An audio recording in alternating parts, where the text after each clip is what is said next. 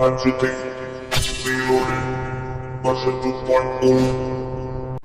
ভারতের অনেক সিনেমার মধ্যে এমনও কিছু সিনেমা রিলিজ হয় যেগুলো দেখতে যেমন ধামাকাদার হয় তেমনি সেগুলোর বিহাইন্ড দ্য সিনসও আরো বেশি মজার হয়। আর আজ আমরা এমনই একটি সিনেমা নিয়ে কথা বলবো যার নাম রোবট 2.0। যদি আপনারা এই সিনেমাটি দেখে থাকেন তাহলে নিশ্চয়ই জানেন যে ভারতের এই সিনেমাটি কোনো বলিউড সিনেমা থেকে কম নয়।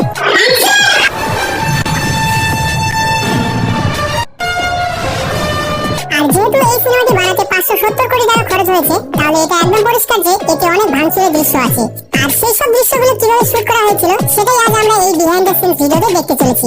তাই আপনারা যদি এমন ভারতীয় সিনেমাগুলোকে সমর্থন করেন অথবা যদি আপনারা অক্ষয় কুমার ও রজনীকান্তের ফ্যান হন তাহলে এই ভিডিওটা লাইক করে চ্যানেলটি সাবস্ক্রাইব করে নিন।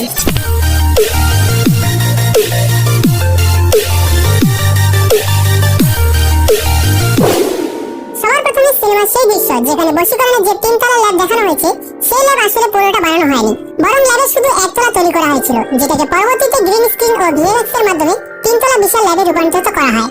এই সিনেমায় আরেকটি দারুণ ও বিপজ্জনক দৃশ্য ছিল যেখানে পক্ষীরাজন বশীকরণের বাড়িতে চলে আসে এবং বশীকরণ যে ঘরে ঘুমাচ্ছিলেন সেই দৃশ্য শুট করার জন্য গ্রিন স্ক্রিনের সাহায্য নেওয়া হয়েছিল। যেহেতু পুরো ঘরটিকে মোবাইল ফোনে ভর্তি দেখানো হয়েছিল তাই দেওয়ালে পর্দা না লাগিয়ে দেওয়ালগুলোতে সবুজ রং করা হয়েছিল।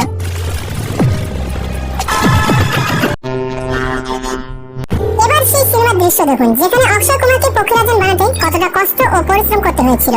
এই লুক তৈরি করার জন্য প্রস্থেটিক মেকআপের সাহায্যে অক্ষয় কুমারকে পক্ষীরাজনের লুক দেওয়া হতো। অক্ষয় কুমার জানিয়েছেন যে যখন এই মেকআপ করা হতো তখন তাকে টানা 6 ঘন্টা একটি চেয়ারে বসে থাকতে হতো এবং এই মেকআপ তুলতেও প্রায় 2 ঘন্টা সময় লাগতো। এই মেকআপ চলাকালীন তাকে খালি পেটে শুটিং করতে হতো কারণ এই সময় কেবল লিকুইড ডায়েট নেওয়া সম্ভব, কিছু খেতেও পারতেন না। এই পুরো প্রক্রিয়া 40 দিন ধরে চলেছিল। আর আপনারা জানলে অবাক হবেন শুধু অক্ষয় কুমারের মেকআপে প্রায় 4 কোটি টাকা খরচ করা হয়েছিল।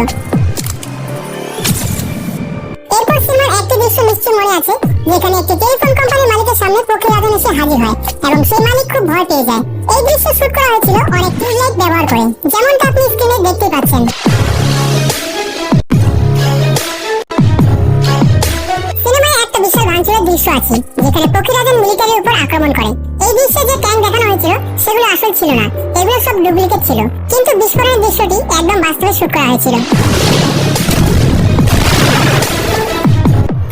সিনেমায় দেখা যায় সবার মোবাইল ফোন হাওয়ায় উড়ে যাচ্ছে, তখন বশীকরণের ফোনও উড়ে যায় এবং সে সেটি ট্র্যাক করতে যায়। তখনই তার সামনে অনেক ফোন উড়তে শুরু করে। এই দৃশ্য কিভাবে শুট করা হয়েছে তা আপনারা স্ক্রিনে দেখতে পাচ্ছেন।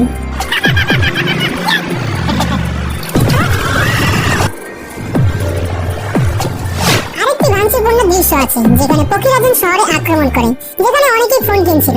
এই দৃশ্যে গাড়িগুলো কিভাবে ভাঙা হচ্ছিল তা আপনারা ভিডিওতে দেখতে পারবেন। যখন পক্ষীরাজন কিছু মানুষকে হাওয়ায় উড়িয়ে নিয়ে যায় এবং উপর থেকে দেয় তখন এই দৃশ্য গ্রিন স্ক্রিন ও দড়ির সাহায্যে শুট করা হয়েছিল। পরবর্তীতে যখন চিত্তি বিল্ডিং এর মধ্যে দৌড়ায় এই দৃশ্য বিল্ডিং এর চারপাশে গ্রিন স্ক্রিন লাগিয়ে শুট করা হয়েছিল। আর যখন নীল চিত্তির মধ্যে রেড চিপ ঢুকিয়ে দেয় তখন চিত্তির একটি বিপজ্জনক রূপ দেখা যায় এবং সেই রূপে আপনারা রজনীকান্তকে অভিনয় করতে দেখতে পাবেন। আর সিনেমায় যখন চিত্তি পক্ষীরাজনের সঙ্গে লড়াইয়ের জন্য রোবট তৈরি করে এবং তাদের লেফট রাইট সরাতে দেখা যায় তখন বাস্তবে গ্রিন পোশাক পরা কিছু মানুষ সেই রোবটগুলোকে নড়াচড়া করত। আর যখন অক্ষয় কুমার পুরোপুরি একটি পাখিতে রূপান্তরিত হয়ে যায় সেই ট্রান্সফরমেশন দৃশ্যটি স্টুডিওতে গ্রিন স্ক্রিন দিয়ে শুট করা হয়েছিল। এই সিনেমায় যে চিঠি আপগ্রেড ভার্সন এবং নীল চরিত্রটি দেখা যায় তা পুরোপুরি পরিচালক এস শঙ্করের পরিকল্পনার ফল। আপনারা বিশ্বাস করবেন না এই সিনেমার জন্য 1300 প্রি ভিজুয়ালাইজেশন তৈরি করা হয়েছিল এবং এই কাজটি করেছিল একটি American company the third floor. তো চলুন একটু দেখে নিই সিনেমার ক্লাইম্যাক্স এর বিহাইন্ড দ্য সিনস। তার আগে কমেন্টে লিখে জানান আপনার কোন সিনেমাটি বেশি ভালো লেগেছে, রোবট নাকি রোবট 2.0। এই ক্লাইম্যাক্স সিনগুলো বেশিরভাগটাই দিল্লি জওহরলাল নেহরু স্টেডিয়ামে শুট করা হয়েছিল। এই সিকোয়েন্সে যখন পক্ষীরাজন স্টেডিয়ামের সব দরজা বন্ধ করে দেয় তখন স্টেডিয়ামে থাকা সকলে আতঙ্কিত হয়ে পড়ে এবং হুড়োহুড়ি শুরু হয়। আর এই ভাঙচুরের দৃশ্য স্টেডিয়ামের ভিতরে নয় বরং বাইরে একটি স্টেডিয়ামের মতো সেট তৈরি করে তাতে এইভাবে ভাঙচুর করা হয়েছিল।